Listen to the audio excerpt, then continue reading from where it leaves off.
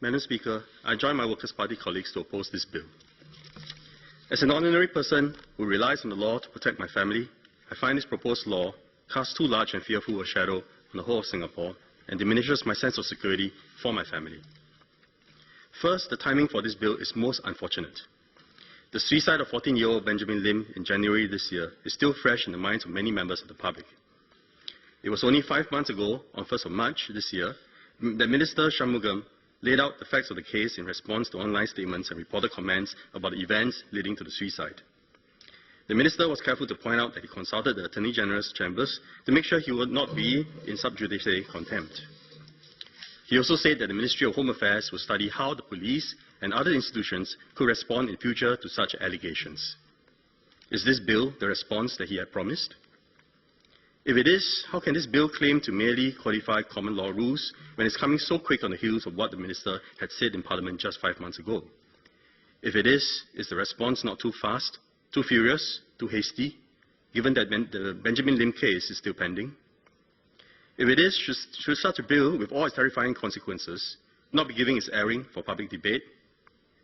Surely, given the potentially far-reaching impact of the bill, all Singaporeans should be considered stakeholders to be widely consulted, and not just selected legal and judicial fraternities. Reading this bill as an ordinary person sends a chill down my spine. I sincerely hope this is not the intended effect of the bill. The chilling part is sub judice contempt. The meaning of publish here is so broad that it covers personal electronic communication and social messaging between friends. It is also not clear what is meant by, quote, a real risk of prejudice to or interference with the cause of any court proceeding that is pending, unquote. For example, a young person has died in an event following the acts of public officials, and members of the public empathize with the parent's loss. Would I, as the father in question, be risking sub judice contempt if I ask fair questions about the event? Would I, as a concerned member of the public, be risking sub judice contempt if I question and criticize the authorities in good faith? To make matters worse, Clause 4 gives the government blanket immunity from sub judice contempt. Illustration 1 of this immunity states that, quote, a statement made by a person on behalf of the government factually describing the events and circumstances relating to and leading up to the death of persons, such as the acts of public officials when the coroner's inquiry into the person's death is pending, which the government believes is necessary to address inaccurate and incorrect public allegations, is not contempt of court, unquote. This is clearly referring to the Benjamin Lim's case. Conversely then, would concerned members of the public who made the so-called allegations in the first place be in sub judice contempt? But why should they be? What if the so-called allegations were questions concerning the factual matrix of the events and circumstances? For example, how many public officials were involved, what they were wearing, what they did, what they said, when they did what and said what and where. These so-called allegations are not known to be inaccurate and incorrect until the government clarifies the facts. Surely, by common sense then, when the facts are unclear on a case of great public interest, members of the public who question the factual matrix in good faith should not be in sub judice contempt. So why does the government get a special clause giving it blanket immunity and a special illustration in this regard? Why not the ordinary citizens, the vast majority of whom would only question the authorities on facts in good faith? In fact, a corresponding illustration should state, quote, a statement by a person questioning or asking for clarifications of the facts of the events and circumstances relating to and leading up to the death of persons, such as the acts of public officials when the coroner's inquiry into the person's death is pending, made in good faith on a case of public interest is not contempt of court by virtue that such a statement constitutes fair criticism, unquote. In fact, if this law is not to create a deathly silence among good citizens, then this bill should include clarifying clauses with illustrations about what constitutes fair criticism, and therefore is not sub judice contempt.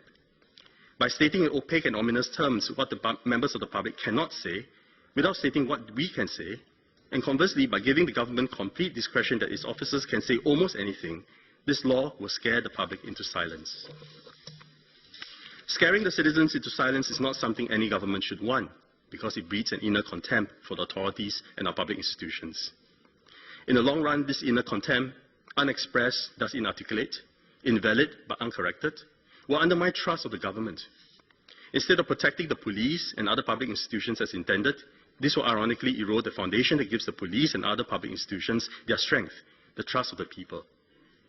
Trust is a two-way street and is built on a two-way traffic of communication that is often messy, but ultimately coordinated. I am an ordinary citizen who would like to be able to express fair criticism and fair comment on events of public interest that concerns me.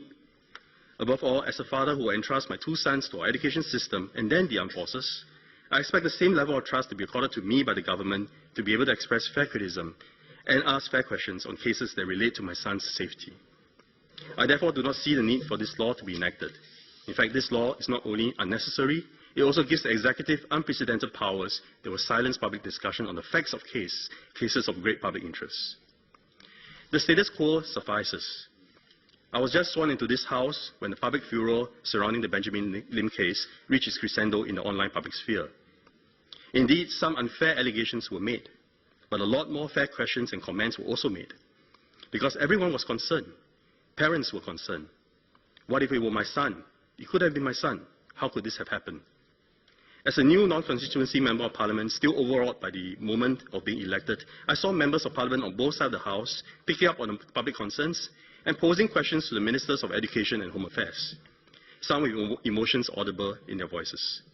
I saw the ministers answering the questions factually and respectfully.